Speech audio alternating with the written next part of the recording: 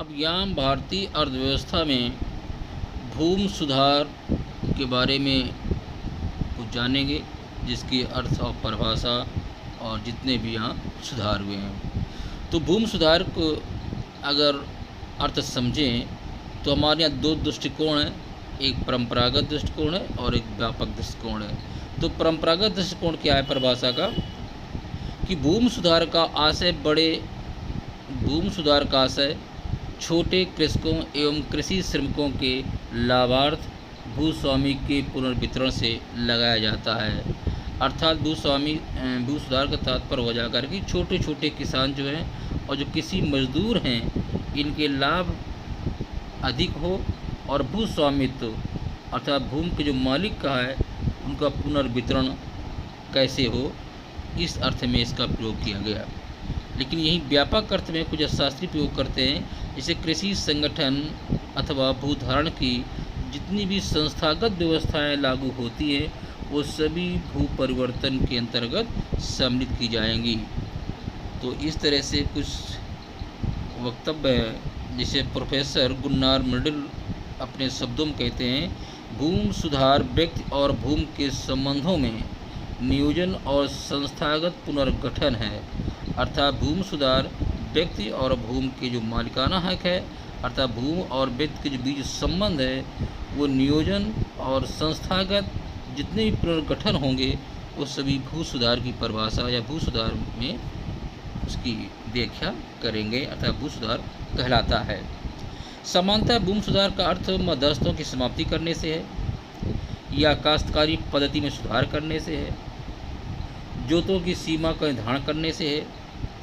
लेकिन व्यापक अर्थ में भूमिहीन श्रमिकों की दशा में सुधार, चकबंदी, भूमि की उन्नति एवं विकास और सहकारी कृषि के विस्तार को ही भूमि सुधार के अंतर्गत शामिल करते हैं। तो इस प्रकार हम कह सकते हैं कि भूमि सुधार में भूधारण प्रणाली, जोतों का आकार, कृषि की पद्धति में समस्त परिवर्तन जिसकी सहायता से उत्पादन वृद्धि हो और सामाजिक न्याय का एक वातावरण बने, ये सभी शामिल होते हैं। अब भारत में हम भूमि सुधार कार्यक्रम जो चालू किए गए उनके अंतर्गत अध्ययन करेंगे। तो यहाँ जैसे पहला है पॉइंट हम समझने की कोशिश करेंगे, मध्यस्थों की समाप्ति। मध्यस्थों की समाप्ति क्या होता था कि क्योंकि ब्रिटिश काल में अंग्रेज़ों का भारत डोमिनियन कंट्री था, अर्थात औपनिवेशिक देश था, तो अंग्रेज़ों का राज था। तो अंग्रेज़ों ने अपने कार्यकाल में कुछ मध्यस्थ तैयार किए थे, जैसे जमींदार थे और रैयतवाड़ी भी व्यवस्था थी, मालवाड़ी व्यवस्था थी। तो तमाम प्रकार के बीच मध्यस्थ थे, तो इन मध्यस्थों के समाप्ति की गई। अर्थात उस समय देश की लगभग 40% क्षेत्र पर किसान कृषि क्षेत्र पर, जमींदारों पर या जागीरदारों पर तथा मध्यस्थों का प्रभुत्व था। अर्थात उस समय जब हमारा देश आज़ाद हुआ था तो 40% क्षेत्र पर, देश के 40% क्षेत्र पर जमींदार, जागीरदार और मध्यस्थों का बोलबाला था। प्रथम 2 पंचवर्षीय योजनाओं में इन सभी मध्यस्थों का पूरी तरह से उन्मूलन कर दिया गया था। नेक्स्ट है काश्तकारी सुधार, अर्थात काश्त में या खेती में सुधार। तो यहाँ काश्तकारी सुधार का जो पहला पॉइंट है वहाँ हम देखते हैं लगान, कुछ व्यवस्था की गई थी। लगान क्या था, तो पहले काश्तकार तथा बटाईदार समानतः उपज के आधे से अधिक भाग भूस्वामी को लगान के रूप में देते थे। इसमें सुधार के अंतर्गत लगान की अधिकतम सीमा 1/5 या 1/4 निर्धारित कर दी गई थी। दूसरा था भूस्वामित्व की सुरक्षा। इसका अर्थ हुआ या करके कि काश्तकारों की भूमि पर स्थायी अधिकार होना चाहिए, अर्थात जो खेती थी इस खेती में जो किसान थे उनको स्थायी रूप से अधिकार देने की बात की जाती है। तो सेकेंड योजना काल में योजना आयोग ने सुझाव दिया था कि ऐच्छिक परित्याग के मामलों का पंजीयन किया जाए तथा ये प्रतिबंध लगाया जाए कि ऐच्छिक परित्याग, ऐच्छिक में स्वतंत्र रूप से अपने स्वयं के विचार, ठीक है, अर्थात अपनी मर्जी का है, तो अपनी जो मर्जी से त्याग के बाद भी भूस्वामी केवल काश्त की जाने वाली भूमि की मात्रा का स्वामी माना जाएगा। अब तीसरा पॉइंट इसी में स्वयं काश्त में भूमि का पुनर्गठन। इसमें कहा जाता है कि पुनर्गठन नियमों की दृष्टि से भारत को समस्त 4 भागों में बांटा गया था। जो पहले वो राज्य आते थे जहां काश्तकारों को पूर्ण सुरक्षा प्राप्त हो और इन राज्यों में भूस्वामियों को पुनः भूमि प्राप्त करने की आज्ञा नहीं मिली है, वो राज्य थे बंगाल, उत्तर प्रदेश एवं दिल्ली। फिर दूसरे समूह में वो राज्य आते थे जहां भूस्वामियों को निजी कृषि के लिए एक सीमित क्षेत्र मिला था, परंतु साथ में ये शर्त थी कि काश्तकार के पास एक न्यूनतम क्षेत्र आवश्यक छोड़ना होगा, और वो राज्य थे बिहार, गुजरात, महाराष्ट्र, मध्य प्रदेश, कर्नाटक, उड़ीसा, राजस्थान, हिमाचल प्रदेश, मणिपुर और केरल। इसी तरह फिर अब तीसरे समूह की बात करते हैं कि पंजाब तथा असम राज्य वो आते थे जिन राज्यों में काश्तकारों को अन्यत्र भूमि प्रदान की जाएगी। इसके पश्चात पुनर्गठन हो सकता है, अर्थात भूमि ढूंढने का उत्तरदायित्व राज्यों को यहाँ सौंपा गया था। अब इसी तरह चौथे समूह के अंतर्गत आंध्र प्रदेश, तमिलनाडु की गिनती होती है, जहाँ पर भूस्वामियों को पुनः भूमि प्राप्त करने का अधिकार इस शर्त पर दिया गया था कि निर्धारित सीमा से अधिक भूमि नहीं प्राप्त कर सकते, परंतु काश्तकार के लिए किसी न्यूनतम क्षेत्र का निर्धारण नहीं किया गया। इस तरह से इस अवस्था से काश्तकारों को संपूर्ण कृषि योग्य क्षेत्र में करीब 9% भाग में पूर्ण सुरक्षा और 59% भाग में आंशिक सुरक्षा और 19% में अस्थायी सुरक्षा प्राप्त हुई, जबकि 13% भाग अभी ऐसा था उस समय जहां सुरक्षा की कोई व्यवस्था नहीं हो सकी। तो ये रहा भी काश्तकारी सुधार के बारे में। अब अगला पॉइंट सुधार में काश्तकारों को मालिकाना अधिकार, अर्थात किसानों को उस ज़मीन में अधिकार दिया जाना था। तो परिश्रमी काश्तकारों को प्रोत्साहित करने के उद्देश्य से विभिन्न राज्यों ने भूस्वामित्व के अधिकार संबंधी जो कानून या अधिनियम को था वो लागू किए गए। अर्थात प्रारंभ में भूस्वामित्व का अधिकार प्राप्त करना ऐच्छिक था, परंतु तृतीय योजना में ऐच्छिकता को हटाने का सुझाव दिया गया, क्योंकि ऐच्छिक होने पर इन अधिकारों का प्रयोग नहीं हो पाया था। विभिन्न कुछ राज्य ऐसे थे जो कार्य भिन्न भिन्न नीतियों से किया गया, अर्थात विभिन्न राज्य सरकारों ने ये कार्य भिन्न भिन्न रीतियों से किया। कौन कौन रीतियाँ थीं और कौन कौन राज्य थे? जैसे गुजरात, महाराष्ट्र, मध्य प्रदेश, राजस्थान में काश्तकारों को मालिक कर दिया गया और पूर्ण मालिक को उचित किस्तों में पैसा मिलता रहे, इस बात की व्यवस्था कर दी गई। नेक्स्ट था दिल्ली में सरकार ने मुआवजा देकर स्वयं स्वामित्व प्राप्त कर लिया और काश्तकारों को मालिक बना दिया गया। वहाँ सरकार ने व्यवस्था की कि उसे उचित किस्तों पर काश्तकारों से मुआवजा मिल जाए। और तीसरा मालिकाना अधिकार में पॉइंट था कि उत्तर प्रदेश तथा केरल ऐसे राज्य थे जहां सरकार ने भूस्वामित्व के अधिकार स्वयं प्राप्त कर लिए और काश्तकारों को छूट दे दी कि वो चाहे तो निर्धारित मुआवजा देकर मालिक बन जाएं अथवा समान लगान देकर खेती करते रहें। इस तरह अनुमान लगाया गया कि अब तक 30 लाख काश्तकारों एवं बटाईदारों को 70 लाख एकड़ भूमि का स्वामित्व प्राप्त हो चुका था। इस दिशा में अभी प्रगति जारी है। अब अगले सुधार की बात करते हैं तो आता जोतों का सीमा निर्धारण, अर्थात लैंड सीलिंग। तो हमारे देश में भूमि का बंटवारा बहुत ही असंतुलित तरीके से हुआ है। कृषि जांच समिति के अनुसार समस्त कृषि क्षेत्र की 34.4% भूमि पर 4.5% व्यक्ति ही खेती करते हैं और 15.5% भूमि पर 66.9 अर्थात 67% व्यक्ति खेती करते हैं। लगभग 19% व्यक्ति भूमिहीन हैं। अतः सामाजिक न्याय तथा समानता की दृष्टि से जोतों को सीमा का निर्धारण करना अत्यावश्यक हो गया। इतना ही नहीं, सीमा निर्धारण से भूमि के प्रबंध एवं प्रयोग में कुशलता आती है।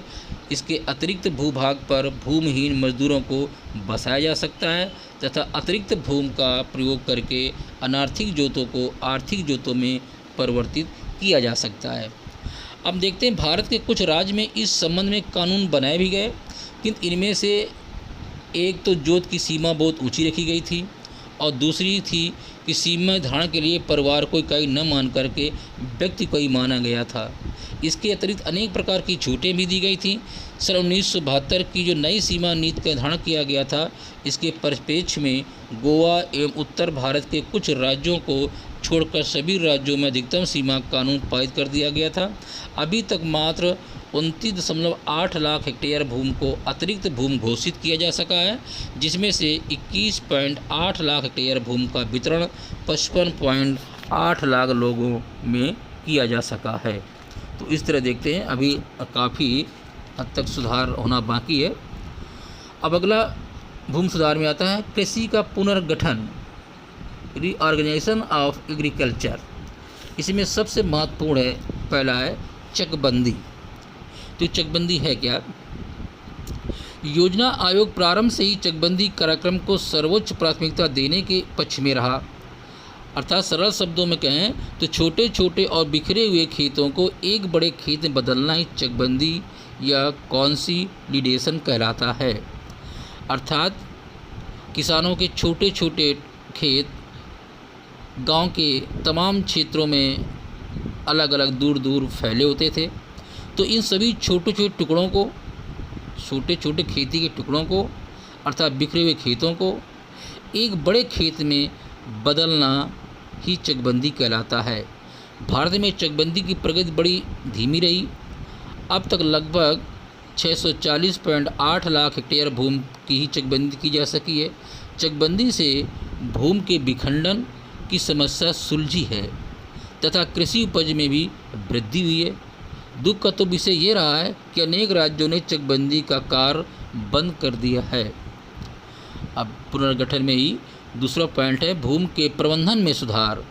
अर्थात भूमि सुधार के अंतर्गत प्रथम व द्वितीय योजना में भूमि के कुशल प्रबंधन पर बल दिया गया था।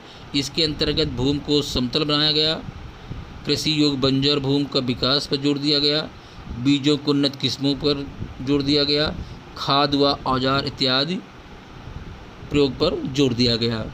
वहीं रोगों से रोकथाम पर भी बल दिया गया। तो इस दिशा में अभी तक प्रगति विशेष उत्साहवर्धक नहीं रही। नेक्स्ट है सहकारी खेती। अर्थात देश के कृषि ढांचे को पुनर्गठन सहकारिता के आधार पर किया जा रहा था। अतः पंचवर्षीय योजनाओं में भारत का ग्रामीण अर्थव्यवस्था के पुनर्निर्माण में सहकारी खेती के महत्व पर विशेष जोर दिया गया। पहली पंचवर्षीय योजना के अंत में कुल 1000 सहकारी कृषि समितियां थीं, जो सन 1959 के नागपुर अधिवेशन में कांग्रेस ने संयुक्त सहकारी खेती को कृषि सुधार का अंतिम लक्ष्य घोषित किया था। फलतः सहकारी कृषि के विकास की गति आई। नेक्स्ट है भूमिहीनों को बसाना तथा भूदान व ग्रामदान इत्यादि। अब ये कह सकते हैं कि भूमदान क्या है या ग्रामदान किसे कहते हैं। तो भारत में भूमिहीन मजदूरों को बसाना एक जटिल समस्या थी। आज भी ग्रामीण जनसंख्या का लगभग 19% अंश ऐसा है जिसे हम भूमिहीन श्रमिक लैंडलेस लेबर कहकर पुकारते हैं। अर्थात जिनके पास ज़मीन नहीं है और वो लेबर कैटेगरी में आते हैं। यद्यपि पहली पंचवर्षीय योजना में ही भूमिहीन मजदूरों को नई भूमि पर बसाने का कार्य प्रारंभ कर दिया गया था, तथापि अभी तक यह कार्य समस्या पूर्णतः सुलझी नहीं है। भूदान एक सामाजिक तथा आर्थिक आंदोलन था जिसका सूत्रपात आचार्य विनोबा भावे ने सन 1951 में किया था। इस आंदोलन का उद्देश्य की व्याख्या करते हुए आचार्य विनोबा भावे ने कहा था कि इस आंदोलन का मुख्य उद्देश्य बिना संघर्ष के इस देश में सामाजिक एवं आर्थिक दुर्व्यवस्था को दूर करने से है। इस तरह भू आंदोलन अब एक पर्याप्त व्यापक हो गया है। भू आंदोलन अब पर्याप्त व्यापक हो गया है। इसके अंतर्गत ग्राम दान, प्रखंड दान, जिला दान, प्रदेश दान को भी शामिल कर लिया गया है। इस आंदोलन का लक्ष्य 5 करोड़ हेक्टेयर भूमि प्राप्त करना है, जिससे प्रत्येक भूमिहीन परिवार को कुछ न कुछ भूमि दी जा सके।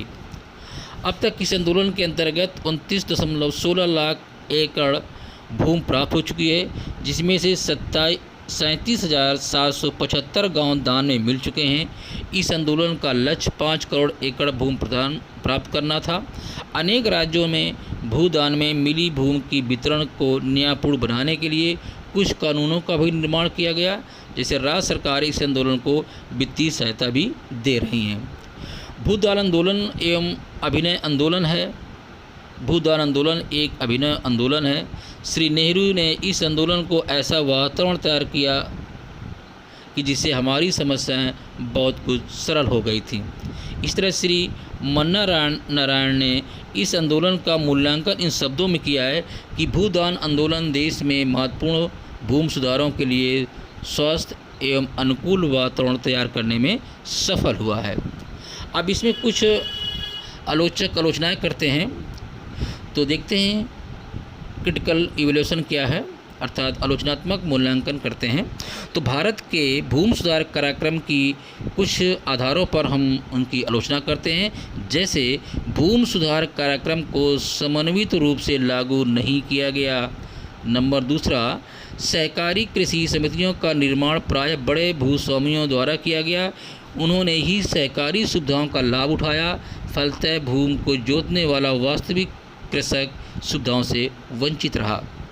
नेक्स्ट पॉइंट आलोचना का है कि भारत में भूमि सुधार नीति अत्यंत विलंबपूर्ण हुई, अर्थात विलंब रही। नेक्स्ट है अनावश्यक मुकदमेबाजी को प्रोत्साहन मिला। फिर भूमि सुधार नियमों में होने वाले परिवर्तन ने भूस्वामियों में अनिश्चितता की भावना उत्पन्न कर दी। प्रशासन का दृष्टिकोण भूमि सुधार में सहायक सिद्ध नहीं हुआ। आज भी कई क्षेत्रों में उच्च लगान अर्थात अधिक लगान लागू है। अनेक राज्यों में आज भी भूमि संबंधी अभिलेख अपूर्ण हैं, बल्कि अब ऑनलाइन सारी व्यवस्था भू अभिलेख इकट्ठा किए जा रहे हैं। लेकिन वस्तुतः सत्य तो ये है कि हमारे देश में जो भूमि सुधार संबंधी कार्य हुए हैं वो पूरे मनोयोग से नहीं किए गए। इसके कारण कुछ ऐसी परिस्थितियाँ उत्पन्न हो गई जो सामाजिक न्याय एवं प्रगति की विरोधी रहीं। अतः आवश्यकता इस बात की है कि भूमि सुधारों के स्वामित्व अनिश्चितता एवं बाधाओं को शीघ्र दूर किया जाए तथा इन सुधारों को निष्ठापूर्वक लागू किया जाए, जिससे एक न्यायपूर्ण, शोषण रहित और अधिक स्वास्थ्य समाज का निर्माण हो सके। अब इसमें कुछ सुझाव दिए जा रहे हैं कि भूमि सुधार के अंतर्गत जो आलोचना की गई है उसके उपरांत कुछ सुझाव या सजेशन दिए गए हैं। जिसे भूमि सुधार कार्यक्रमों को प्रभावशाली ढंग से शीघ्र लागू करने के लिए कुछ रचनात्मक सुझाव दिए गए हैं, जैसे केंद्रीय भूमि सुधार आयोग सिफारिशों को यथासंभव शीघ्र लागू करे। सिंचित भूमि को अधिकतम सीमा 18 एकड़ निर्धारित कर दी जाए। सीमा से अधिक भूमि को सरकार स्वयं अपने नियंत्रण में ले और भूमिहीन में उचित रूप से उसका तुरंत आवंटन कर दिया जाए।